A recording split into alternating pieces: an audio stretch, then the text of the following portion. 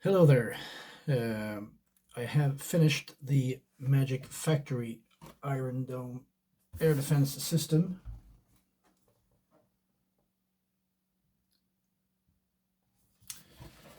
That I was sent from Jim Starkweather at the KitMaker Network.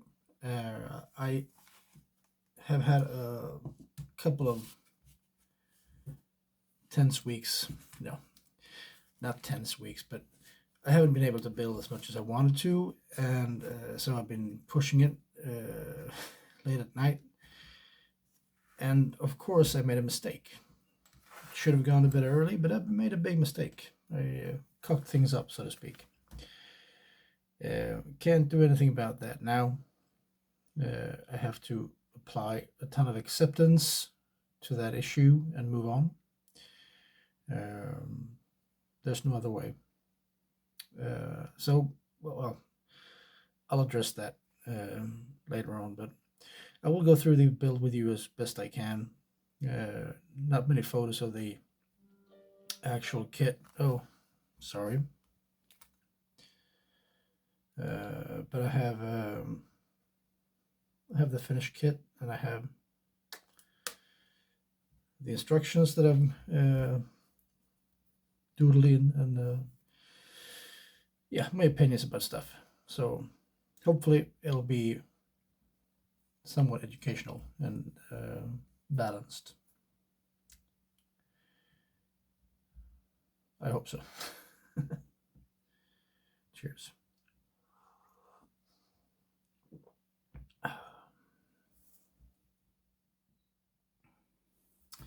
So this kit is a little bit above my skill level, I would say. Not by much, but it made me struggle a bit. It is an amazingly entertaining kit, and I truly hope that Jim Starkweather is happy with my performance here. I'm really thankful for the opportunity to build this kit, and I really don't want to make him disappointed. I was thinking about going through the materials of the kit, the plastic, the metal, and the decals first, and then move on through to the fit, instructions, and heads up and whatnot. Without even thinking about it, the material feels nice. The plastic in particular is really it's fine. It's a good plastic. It's durable. It's easy to cut off the sprues.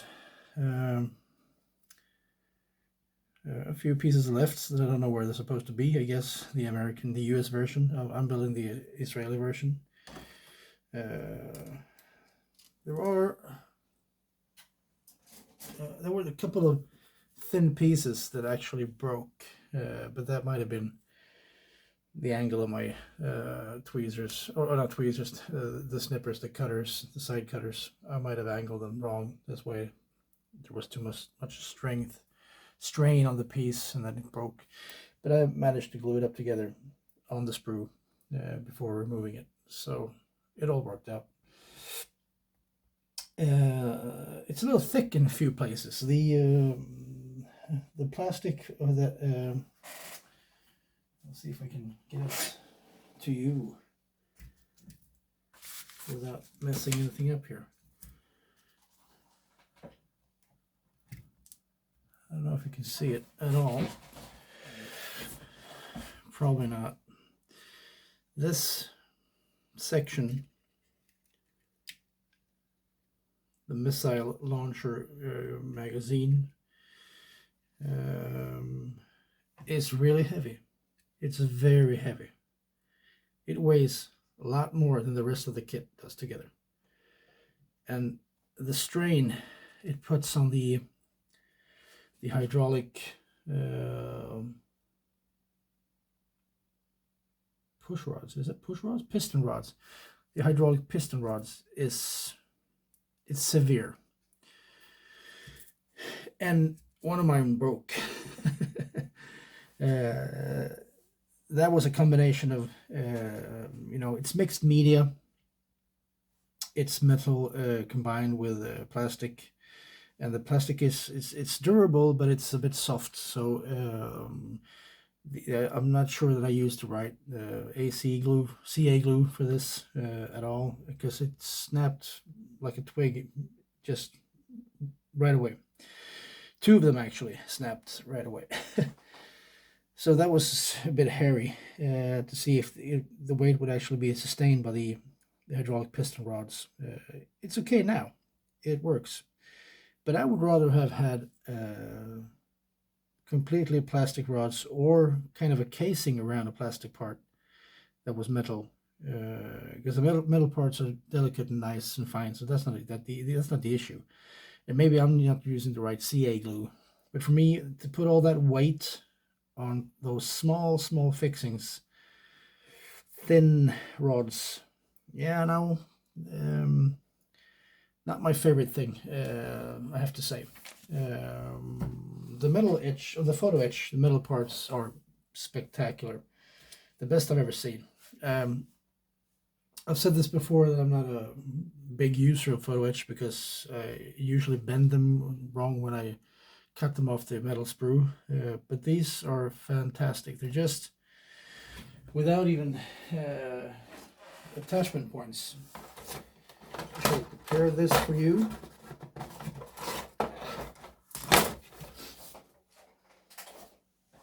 It's a thick plastic on the back side. It's the back side here that protects it, and a thin one on front. So, and there are no attachment points whatsoever, and it's super user friendly. You don't have these tabs that you need to file down and risk to bend them. It's thin, not the thinnest I've used.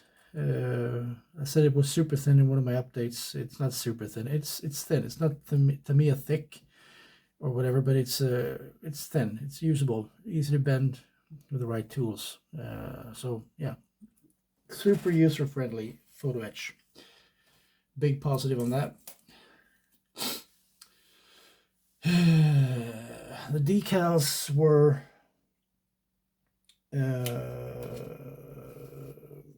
also good. These are the new decals. I'm trying to find the ones that are left over.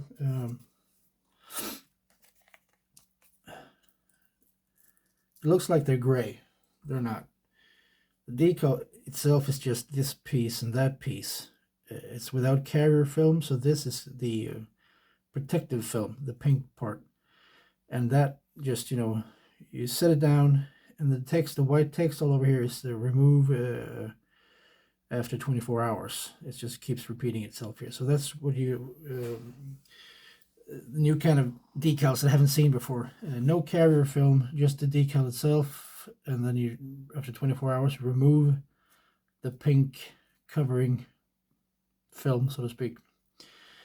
And then yeah, well, your decals are there. I'm having trouble talking about the decals because the decals is the area where I've messed up big time. Late night session, should have gone to bed, kept working, turned them upside down, not good, and so stupid. I turned the first one upside down, and then I didn't look back. It just went on, kept going. So these decals, while they are correctly placed with the orange warning sign back and the kind of a shield logo here in the front, it should be on this side. I just, I think she was 2:15 or something, and I just wanted to get the decals down before I went to bed because of the 24-hour limit on the carrier film or the protective film. Stupid mistake. I can't change it now. It looks awful. Just gonna have to accept that that's what happened, and that's what I did. Because there's no chance in hell I'm gonna remove those decals in one piece and move them to the other side. That's just not gonna happen. Well. Apart from my stupid mistake, I thought the decals were real nice. It works perfectly. I waited for 24 hours exactly just to be sure. And the trick is, you know, when you try to peel off the pink protective film, you need to be careful so you don't scratch the film or the paint underneath. So they're not super easy to remove, but they will come off. So, and then when I think they look good. You know, once you get some decal solution on them and you put some lacquer on it, you know, clear varnish or whatever, they look okay. They look better than okay. So it's a combination of decals with and without this protective film. I can cut off these pretty quickly. These are the ones that I didn't use. And the blue ribbons are for, I think they're for the blue markings usually are for training rounds, the missiles. So I think I even might have seen that somewhere in the instructions. And I'm assuming that the yellow and the black are for the American version, the US version. So these are the normal decals without protective film. And these are the ones with the protective film, the pink ones. So good decals, good plastic, good metal. The only complaint I have there, or complaint is not more, it just made my work more difficult because the missile magazine, or what do you want to call it, the containment storage unit box thingamajig, it's super heavy.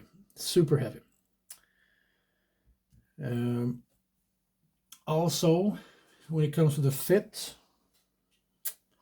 there are mold seams pretty much everywhere. And particularly these beam sections for the base of the rig, you need to fill them, every one of them, and scrape the mold, the molding seams. When you put them together, there are gaps, and you need to scrape because they're thick pieces, so they really have, you know, like crater-like gaps to fill and molding seams to scrape off. But they're easy to scrape off, and they're easy to fill just by using this wondrous product. So not an issue at all.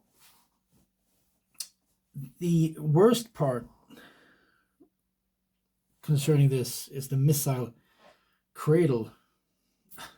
I don't know the names of these things, but I know some of them, but not all of them. I call that the cradle, where the rockets or the missiles get stored.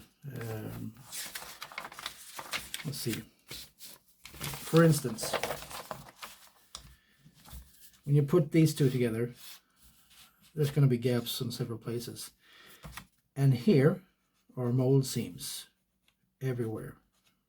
They're easy to scrape off. It's not a big deal. It's not a problem. It's just, you know, heads up, think about this.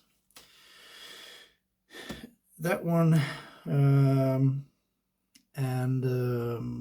where else? I think that the gaps here, and also this one. Yeah, exactly. When it comes to the instructions that we're now talking about anyway, clearly marked. This is the IDF version, US version. So right away you can see what you want to do. Cross out what you're not going to do. So you don't build the wrong stuff. And you can also use to make the unit in operational mode or transportation mode. So yeah, pretty hefty seams here. No, the joints, when I put these together, they didn't fit super perfect together, so you need to scrape that and fill that as well. What else? Oh yeah, these parts as well, when they were put together, there are gaps between this one and that one. So they get pretty big. I don't know if they're supposed to look like that. I don't think so. So I just filled what I could. And heads up on these ones as well. If you want to have them in operational mode or not. It says operational mode, so I put mine upright. These are a little bit, not easy to get on without problems. Just be careful. That's what I'm saying. But I couldn't see any. I saw photos of them where they're not folded up; they're folded down, as if they were in transportation mode. But the missile unit is in operational mode. So I don't know. I don't know what that means. Research. I've done mine from the instructions 100%. So I wanted to go that way. These as well. When you put these together, also gaps between the parts. I do like this, that they give you an image. This is what it's supposed to look like, because some of the angles aren't perfect always, and yeah, I don't know why. It's just sometimes the angle is not easy to see what you were supposed to do with the part, and this is one of the things that I really liked to see so you don't miss something out or do something wrong. Once again, the US version, cross it out. And here are the fantastic hydraulic piston rods, the mixed media solution that I'm saying no to. I don't like this at all. Being very critical now. I don't mean to sound like that. I have to say that out loud. It's a fantastic kit. I love it. But these are too short. And this piece is much too small to have any strength whatsoever when you need to mount them later on here. Because it takes some tweaking. You need to move it a little bit because it isn't perfectly molded, because it's plastic, It never is. Well, sometimes it is, but these are too thin. So when I put the weight of this on, that one snapped and that one snapped. And then I looked. Mine was, aligned the way it should be, not a problem.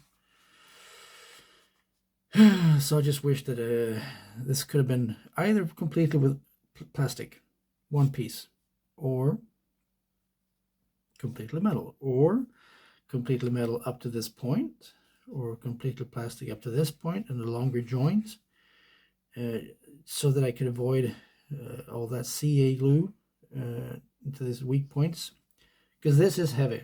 This weighs more than the entire kit, the rest of the kit, and the plastic is thick, so that's where the weight comes from. Yeah. The instructions are, as you can see, very clear. No complaints there whatsoever. I think they're easy to follow, easy to read while you're awake, at least. Not 2:15 at night, like I did with the decals. Well, I could have had the best instructions in life. Had a coach next to me, I would have done wrong anyway. So I should have gone to bed. And here are the interesting decals. Very clearly instructing you how to do it. So perfect. Thin decals. Beautiful. Yep. This piece, I've seen a lot of pictures of it being white or whitish metal paint. I don't know if that's true, if that's supposed to be that way, but anyway, I've done mine the out of the box way style, so to speak, so that's what I'm doing here. these. Yeah, nothing out of the ordinary here. No.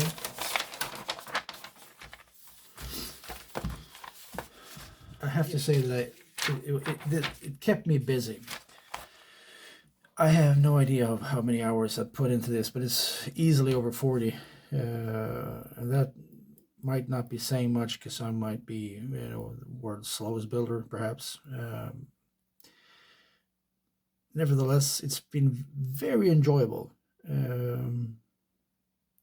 It's pretty rare that you get to build something like this and feel that the entire kit is very, very relaxing and rewarding and challenging. It was a little bit too difficult, I think, for me. Maybe. I didn't do a perfect job. I never do. But I wanted to do it as good as I could for Jim Starkweather, which is why it bugs me. Acceptance. The decals. Oh, it bugs me so much.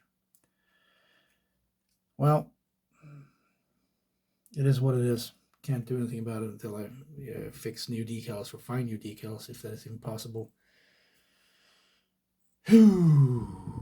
So the mistakes, the things that don't look great in this kit is my doing and not the kit's fault. Apart from the hydraulic piston rods, which I have grown to dislike a little bit. They are too thin. They're the mixed media set. I don't like it. But then if anyone knows better glue than the one I have, I'm using this. That might not be good enough for this. It doesn't hold that much weight. It shears easily. Yeah. I'm happy with that.